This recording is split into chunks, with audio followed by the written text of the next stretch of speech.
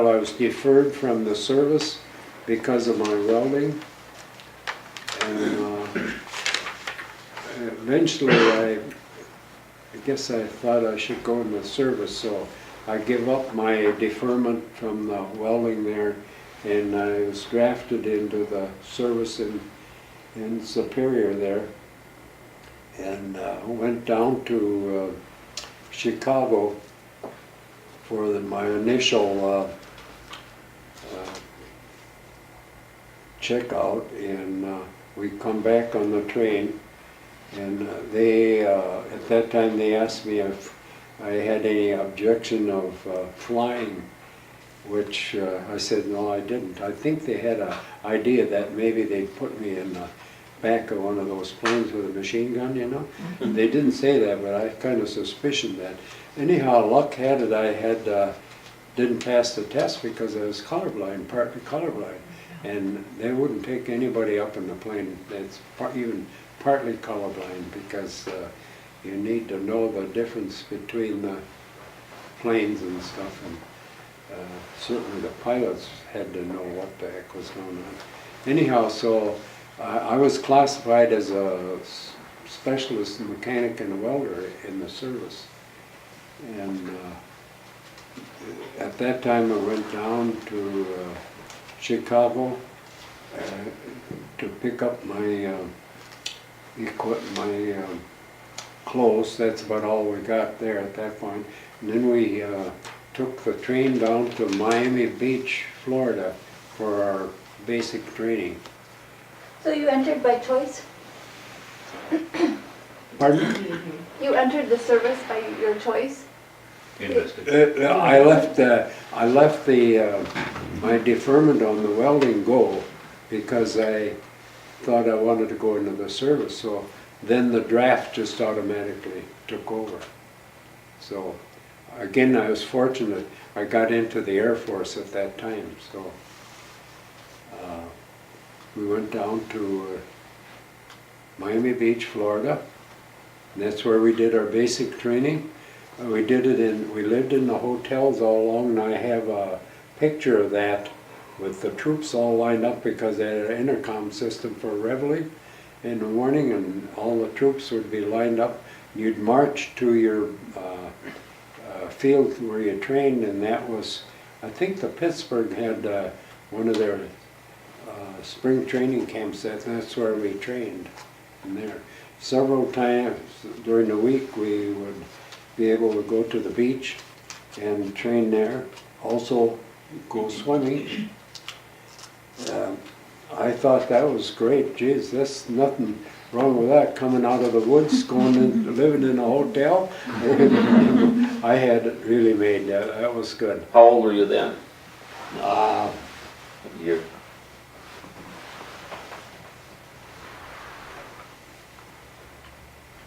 Okay, that'd have been in 42. 19. What would I have been then? 19. 19, I suppose, yeah. So we trained down there and lived in the hotel. We didn't have hot water though, but I didn't complain. Living in a hotel was something. They found one hair in the bathroom. I remember that real plain. That, okay, you're on KP. Because I think sometimes they planted a hair in there. They needed people in the kitchen.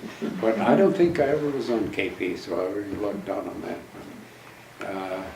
I couldn't believe being down there in the summer or in the warm weather in that condition to be training. So at that point, after the 30 days, they sent me up to 4 of us were by train went up to Omaha, Nebraska, into a special school of mechanics.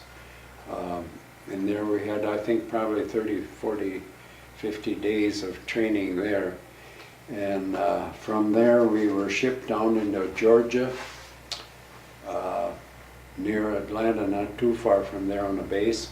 And we were just there to get into our group that we were going to be assigned to. So that's where we got assigned to got into this group, and then we got shipped up to Boston, near Boston, in a camp there.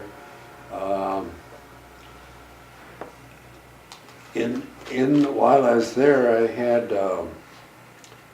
ingrown warts on one of my heels of my foot, and they were all over the foot. And in the morning, when they were dry, I'd limp. And sergeant nailed me. We were ready to go overseas about that time. The sergeant nailed me, and he said, "What's the matter with your foot?" And I said, "Oh, I got ingrown warts in there, and when they soften up, I'm okay." So, well, he says, "You better go to sick bay, go in and talk to the doctor there." And he looked at him and he says, "I can operate on them, but he says, I won't guarantee they'll ever go away." So he says, my suggestion would be to leave them go, and so you won't get lost with your outfit. Otherwise, if I start operating, you wouldn't go with him. So I took that choice, and in a few days we got on the Queen Mary and headed for, we got on the middle of the night, and in the morning we were sailing. We didn't know what was going on. So we were headed for Europe about that time. Did you know where you were going to? No, You didn't? we didn't. Once No. you got out in the water, then. Yeah, we were on the Queen Mary in the ocean, and that was a pretty fast ship. It only took us about around 4 days to get over to Europe. In those days, it was a reasonably fast, and it zigzagged all the time because so the German subs wouldn't spot it or trail it or whatever. So there was approximately 17,000 troops on there, and they fed meals on there 12 hours all day steady. You get 2 meals because that's how many to feed all of them. They went through the chow line, and they were the poorest dang meals I've ever had. And we lived in the woods, but I guess I realized we had pretty good eating when Mother was cooking. So that I thought, oh my gosh, that's really going to be tough to live with all this. We didn't know how long this is going to last, or when we're going to get back, or anything else. Anyhow, we pulled into Scotland, near Scotland, and the ship was too big for any docks, so they unloaded us in the, we were lucky, we were one of the first ones to be unloaded out of the side of the ship onto some ferries. They were kind of like tugboats, and they put us on that, and they took us across to Belfast, Ireland, and that area in there was so rough, we were laying flat on the floor and we were still sliding back and forth. That's how rough the boat was. Been a good deal for Dick. So we got into Belfast, and there the English fed us again, and that was the worst dang meal I've ever had. Now I was half sick because that was my favorite thing, eating like it is today. And I thought, oh my God, we're going to put up with that. I'd have done anything to get out of that. But anyhow, we moved up to Northern Ireland. That's the free, there was a free Irish, the southern part that was not connected with the war, and you could not go in there. You'd get court-martialed if you did. Anyhow, we went into northern part of North Ireland and on a base there, and that's when the meals were pretty good. I was real happy about that. So the planes they had, and I'm going to look that up, what kind of planes they were not a very popular plane. The pilot didn't land them properly. They would tip right up on their nose, and you'd see them suckers sitting on the end of the runways, sitting on their nose like that. I don't know how much damage they did, but that was, I don't think those planes were very useful. At that time, we were there 6 months, I believe. And it was dark up there, holy mackerel, dark, cold and damp. I mean, it wasn't freezing, but it was that cold damp. And, they wouldn't let us out of the camp for 2 weeks. And after that, you had to go with somebody because it was so dark. There's no lights, no place, because of the enemy would spot lights, you know. So you'd go with somebody, and I still remember the first time we went through fields. I don't know, a couple miles, I guess we walked. We come out to a little town, and doors like a barn door, you know, 2 double doors. They opened them, and we went in there, and they had, you could buy steak and whiskey and stuff. Man, that was a treat to go in there. But that was some of our, we'd buy eggs from the people,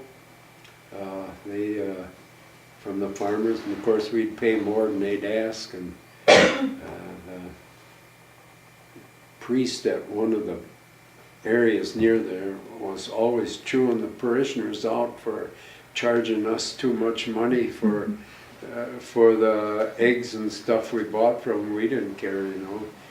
And this church, we went there fairly regular, so it was out in the country, so we'd almost crawl under our pews because he'd embarrass us about him. He's talking about that every time. In that time, we were issued equipment for our, we didn't have any idea where we were going or what we were going to do, except our classification. We were what we called third echelon in the service, and at that time they issued us trucks and equipment. They issued me a 6x6. Everybody knows what a Army 6x6 is. It's a tandem dual wheel with front wheel drive, all the back wheels drove, and it had a big van on it. And in the van it was equipped with welding equipment and air compressors, acetylene torches, electric welding, and tools. So that's the unit I had all through the service. We convoyed that equipment across Ireland to Belfast, got on a ferry, convoyed all the way down through Scotland, and then we got onto the air base near Harrington, England. When we got there, by the way, most of the convoys, the English convoys, were driven by the women, English women, because the men were all in some army or service. So they did all of the truck driving, and they had pretty rigid rules with them, and of course we'd get mixed up in their convoys, and of course, you know what the smart asses the American soldiers would be like. We entertained them, but they kept right on doing their thing, you know. But we wouldn't pass them and this and that. But they would only let us drive about so many miles in a day.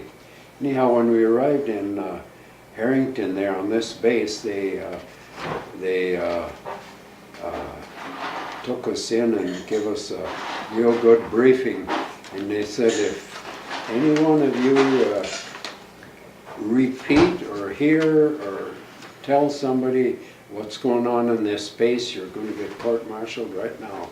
And they scared the hell out of us, I'll tell you. They made it pretty plain.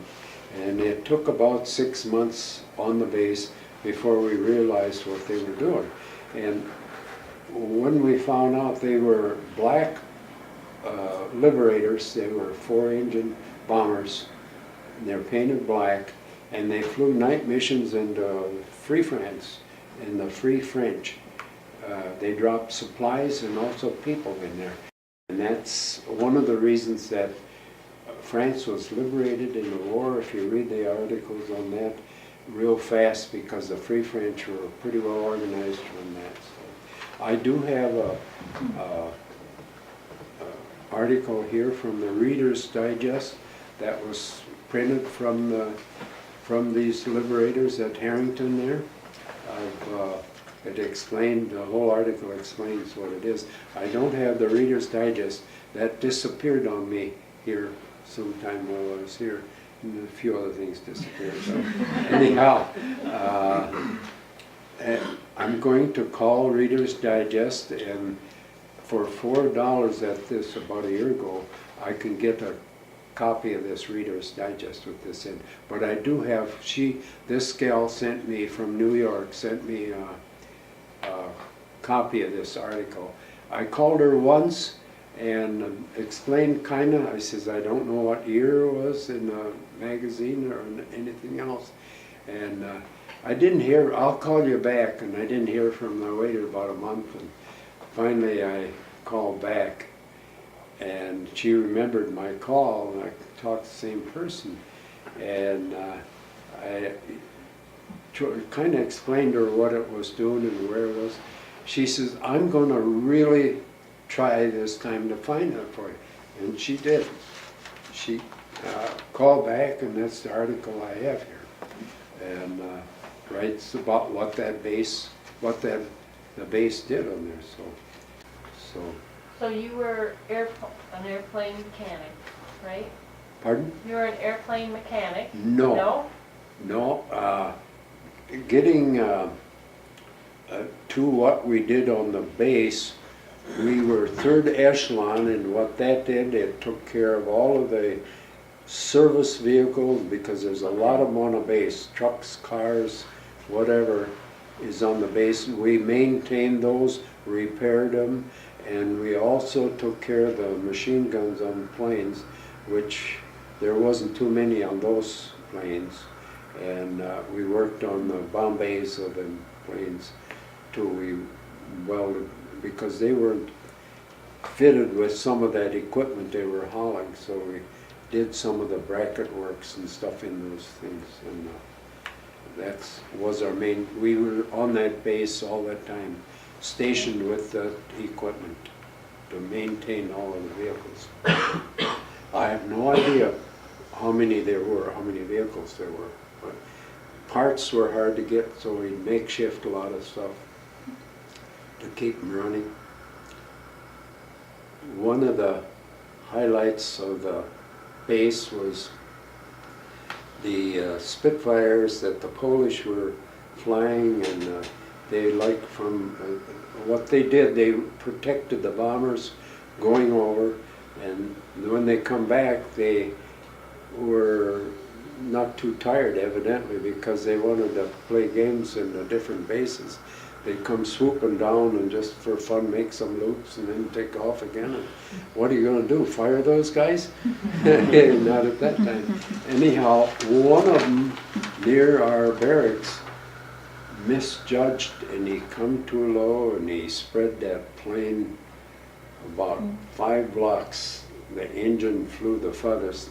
He didn't make it though, but that was one of the things. Another time I seen a pilot, not a pilot, but they made a lot of jumps there out of that base because of that Free French thing. One time the guy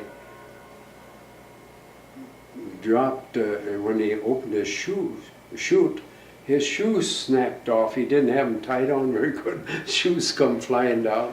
Another one on the base was one of the guy's chutes didn't open, and he rode down, and that's also in the Reader's Digest, not in this article, but I haven't found it yet. He rode down on another guy's chute and landed safely. So those were the highlights of the things that happened there. So